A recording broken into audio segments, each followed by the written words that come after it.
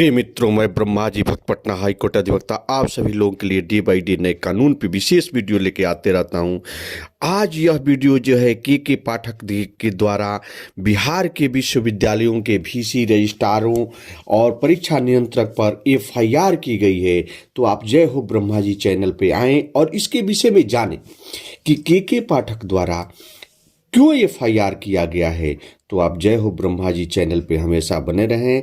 अगर आपको वीडियो अच्छी लगे तो इसको लाइक करें, सब्सक्राइब करें, कमेंट करें और हमेशा इसे अप टू डेट जानते रहें और बने रहें। देखिए, बिहार के एसीएस के पाठक द्वारा, शिक्षा विभाग के एसीएस के पाठक के द्वारा बिहार के सभी विश्वविद्यालयों के परीक्षा नियंत्रक, रजिस्ट्रार और वीसी को एक बैठक बुलाई गई, जिसमें वे सभी लोग अपने राज्यपाल से वे लोग परमिशन मांगे कि हम उस शिक्षा विभाग के मीटिंग में जाएं या न जाएं।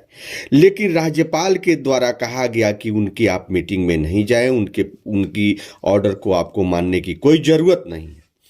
इसके बाद बिहार के सभी विश्वविद्यालयों के वीसी, वाइस चांसलर और परीक्षा नियंत्रक और रजिस्ट्रारों ने के पाठक के उस मीटिंग का बहिष्कार कर दिया, उसमें नहीं गए। उसके बाद के पाठक के द्वारा एक ट्रेनिंग के लिए भी एक मीटिंग बुलाई गई, उसमें भी बिहार विश्वविद्यालय के वीसी जो भी थे, वाइस चांसलर थे, परीक्षा नियंत्रक थे और रजिस्ट्रार थे, वे उसमें भी नहीं गए।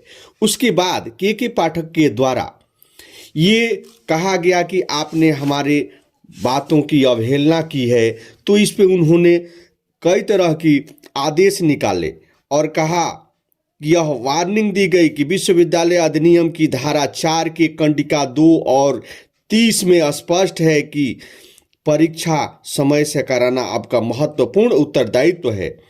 इसे स्पष्ट करके जब आप इतना महत्वपूर्ण दायित्व को पूरा नहीं करते हैं तो आप पर धारा 48 के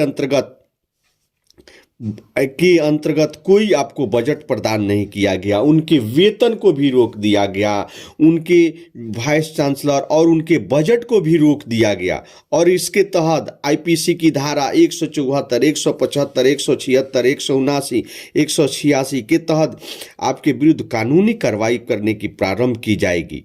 और इसके साथ साथ उन सभी वीसियों और रजिस्ट्रारों, परीक्षा नियंत्रक के सारे जो है वेतन रोक दिए गए, उनके बजट को रोक दिया गया अंतरिम आदेश तक। और इस प्रकार से उन पर एफआईआर भी किया गया कि आपने हमारे बातों को नहीं माना।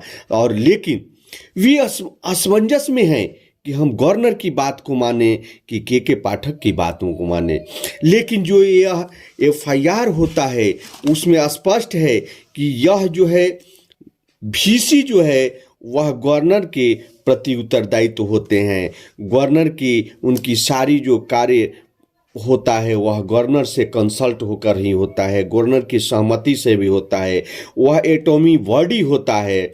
वीसी जो है वह किसी से गवर्नर परमिशन, जब भी वीसी पे एफआईआर करना हो या किसी प्रकार की कार्रवाई करना हो तो गवर्नर से परमिशन लेना पड़ेगा या स्टेट गवर्नमेंट से परमिशन लेना पड़ेगा।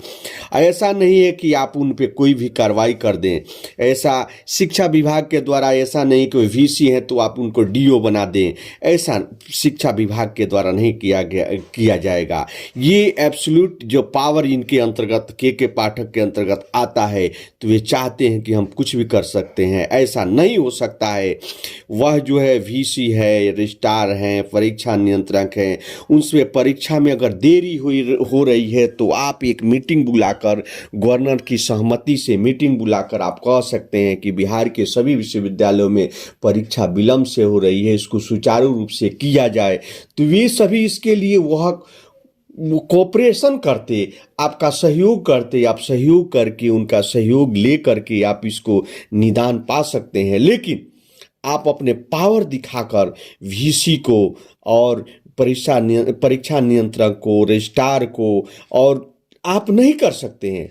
यह जो है सभी कार्य जो होता है सहयोगात्मक रवैये से होता है, एक दूसरे के सहयोग से होता है। यह मानना पड़ेगा कि बिहार के विश्वविद्यालयों में परीक्षा विलंब से होती है, लेकिन ऐसे इसको एक प्रकार से नहीं रोका जा सकता है कि तुरंत उससे पावर दिखाया जाए और सभी वीसी और जो भी रजिस्ट्रार हैं, परीक्षा नियंत्रक हैं, उन पे एफआईआर कर दिया जाए, पेमेंट बंद कर दिया जाए।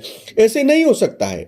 एब्सोल्युटली पावर जो है एक व्यक्ति को दे दिया जाए तो उसके अंदर घमंड आ जाता है। यही भी होता है। एक बार श्री रामचंद्र जी भी थे जो कि श्रीलंका जाने के लिए पुल बनाना चाहते थे, तो समुद्र को सुखाने का प्रयास कर रहे थे और कहे कि मैं समुद्र को सुखा दूंगा। तो समुद्र ने कहा कि यह तो मेरा प्रकृति है, आपको जाना है तो आप हमारे ऊपर पुल बना लीजिए और चले जाइए। ऐसा ही है कि आपके अंदर किसी प्रकार की पावर है तो आपका सभी लोगों का सहयोग लेना चाहिए, सभी लोगों के सकारात्मक रवैया अपनाते हुए चलना चाहिए। आप पावर में हैं तो के पाठक की ये समझ नहीं है। ये के पाठक काफ़ी अच्छे पदाधिकारी हैं कि यू एफआईआर करते हैं तो एफआईआर के खिलाफ जो भी वीसी हैं, वाइस चांसलर हैं, रजिस्ट्रार हैं, परीक्षा नियंत्रक, वे क्वेसिंग में हाई कोर्ट चले जाएंगे और आपका एफआईआर क्वेस हो जाएगा। इस एफआईआर का कोई औचित्य नहीं रहता है, इसलिए कि वे जो है अपने जो अथॉरिटी है, बॉडी है, गवर्नर हैं, उनसे वे परमिशन लेकर ही आपके मीटिंग में नहीं आए हैं, उनसे परमिशन मांगे हैं, दिशा मार्गदर्शन मांग कर ही वे नहीं आए हैं। तो इसलिए के पाठक के द्वारा जो एफआईआर किया जा रहा है वीसी पे, वाइस चांसलर पे, परीक्षा नियंत्रक पे, रजिस्ट्रार पे, उनके वेतन को रोका जा रहा है, ये कहाँ तक उचित है? यह उचित नहीं हो सकता है। यह रुकेगा ही नहीं कि वे आप एफआईआर तो किसी पे किया जा सकता है, लेकिन जो आपके द्वारा एफआईआर किया जा रहा है उसका कोई औचित्य नहीं है।